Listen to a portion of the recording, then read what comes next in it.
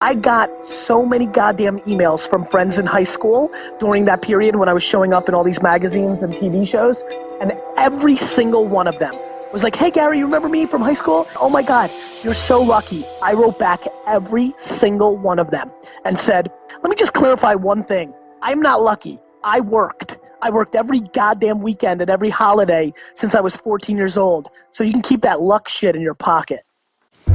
As Oprah Winfrey said, what you dwell on is what you become.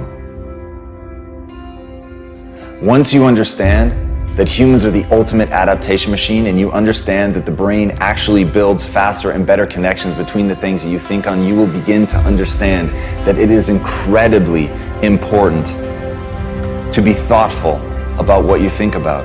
It's incredibly important to pick a direction that you want to grow in, to decide who you want to become, and then make that the center of your focus, your thoughts, your time, your energy.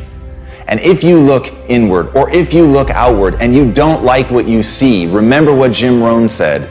If you don't like how things are, change it. You're not a tree. And that's the beauty. That's the beautiful thing about being a human. We are so plastic and we can change so dramatically. We are so good at adapting that we forget that's literally what we do. But if you can take control of that process, if you can grab a hold of it and make it your own, if you can make it your daily obsession to make the most of your potential, to pick a very specific direction, to pick an end goal, an end state, an end identity, and work your way backwards, find out the steps that you're going to need to take to get there, to execute, and have the willingness to put in the work, to have the willingness to be both the sculptor and the clay, to understand that the suffering that comes with that, of changing yourself, of making yourself into something great, is a suffering well worth it. It's a suffering that you should embrace. It's a suffering that you should run towards, because in that suffering you can become anything you want. So start to dwell on that.